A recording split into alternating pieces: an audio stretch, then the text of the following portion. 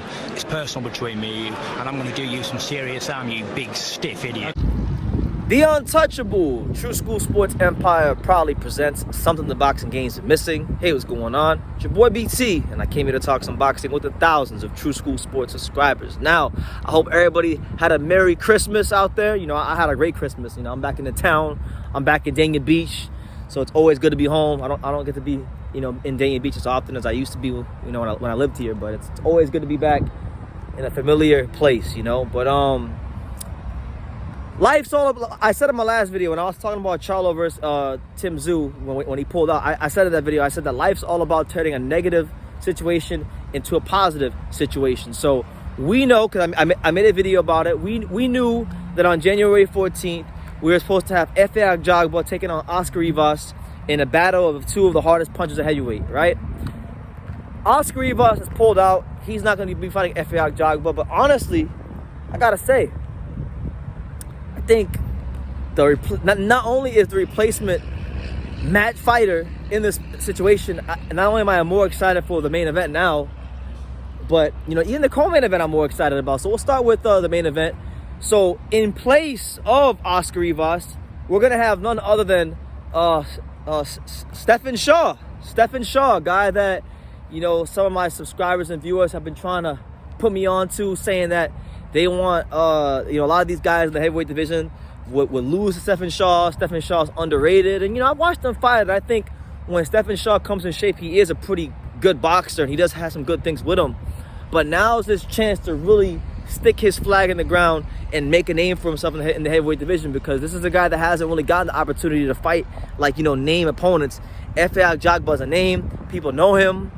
He's an Olympian. He's only ever lost to Frank Sanchez. So he wins this fight here, and he's going to be in line for some big things the rest of 2023. Maybe he even gets a Jared Anderson fight.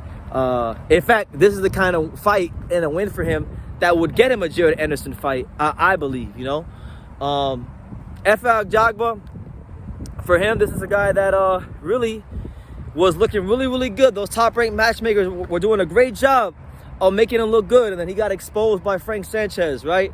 So the jury's still out on how far he can go in the heavyweight division. We don't, you know, Efe Ajagba is still young. He's not even 30 years old yet. I believe he's 28. He's got that African power, that real thick bone density. He can really hurt you with right hands and left hooks and a stiff jab. And, you know, he is a guy that has improved over the years. I don't think he's as bad as he was when I first seen him like 6 years ago. But, you know, this is going to be a tough fight for him. Stephen Shaw can box. He can punch a little bit. He can slug. He can move.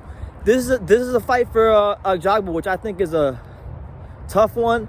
It's one where if he hasn't improved as a fighter, if he hasn't progressed, then it's going to get found out in this fight. And that's what excites me so much about it, because we can then have the rise of another player in the heavyweight division, a guy in Shaw that could go on to be in bigger and better fights.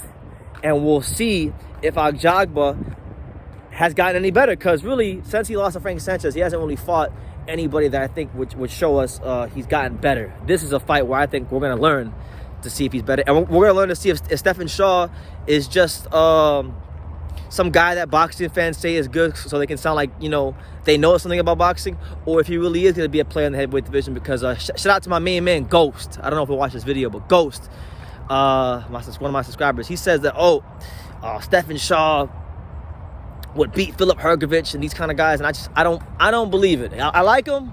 I think he's good. I don't believe it. So if he wants me to start believing, got to go out there and win this fight. But either way, a really good matchup that I think people should pay attention to on January 14th. Now, in the co-main event, this one was pretty, like, surprising. I like this one. You got in the co-main event, you're gonna have none other than Jonnie Rice. You know, we haven't heard a lot from Jonnie Rice since New Year's Day of this year when he beat Michael Coffey in the rematch.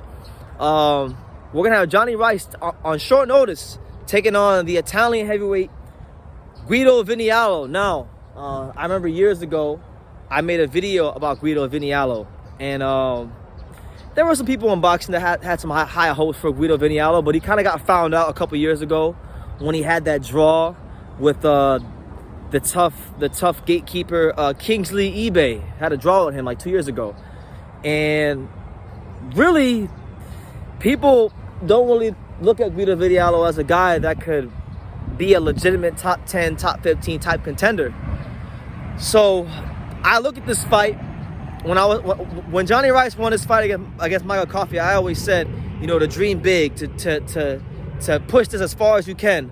And here I genuinely believe that this is a winnable fight for Jonnie Rice. I believe he'll probably be the underdog on this occasion. But if Jonnie Rice comes in shape, and to me that's really the most important thing, because the reality is, when I saw Jonnie Rice fight Michael Coffey, he won the fight in the rematch, but he didn't look like he was in the best shape like he was in the first fight. I'm going to need to see the Jonnie Rice from the first fight in this fight. And being that he hasn't fought in over a year, and about a year, when they fight, by the time they fight, it'll have been over a year. That's my main concern for him. Vianello's a guy that's been, you know, he hasn't really lit the world on fire. Like he hasn't been one of these guys to where you could group him with the guys like Joe Joyce or Hrgovic or even like a Makhmudov, you know, just being honest. He's been a guy that really he's just kind of just been there. And this is a fight where, for Guido, I think he can, this would probably be, in my humble opinion, if he beats Jonnie Rice in convincing fashion, I would say that this is the best win of his career when you consider the fact that Jonnie Rice has not lost any fights since he lost to Efe Ajagba. And that was back in, I believe, 2021 or 2020. So it's been a while since Jonnie Rice has tasted defeat. And by beating him, I think this will really be a good way to start off 2021 for Vianello. And Vianello can really start to, you know, push for some things in the heavyweight division. And maybe even fight one of these other top-ranked heavyweights like Antonio Miedeles, or maybe Jared Anderson, or maybe fight Stephen Shaw. If Stephen Shaw could beat Ajagba in the main event and he takes care of Jonnie Rice, maybe Stephen Shaw versus Guido Vianello could be a fight. There's a lot of options for him, but I do think this is, I would say right now, that fight's probably like, I would say it's 60-40 in favor of Vianello. I just think, you know, he's probably, I don't think he's as quick as Jonnie Rice, but I think he's the bigger puncher. And my main concern, like I said, my main concern for Jonnie Rice is just his shape, his fitness going into the fight, because I remember being there at the Hard Rock down here in South Florida, down here in Hollywood, sitting like, I sat pretty close to the ring, so I could see how tired he was.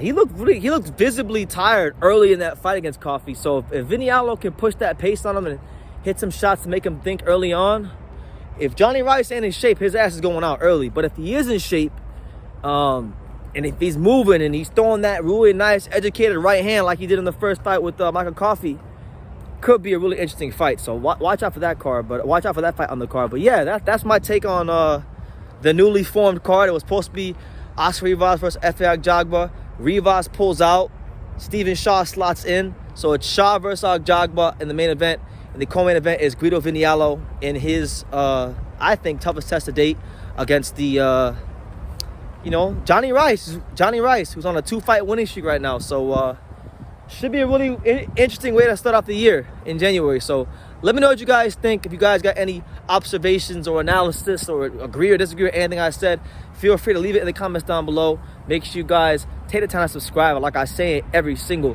one of these videos, you can love me or you can hate me, but I'm just a kid from Daniel. So until next time, take care, guys. Thank you for watching another video on the untouchable True School Sports Empire. For more great boxing content just like this video, click right here and make sure you subscribe. Much love from sunny South Florida.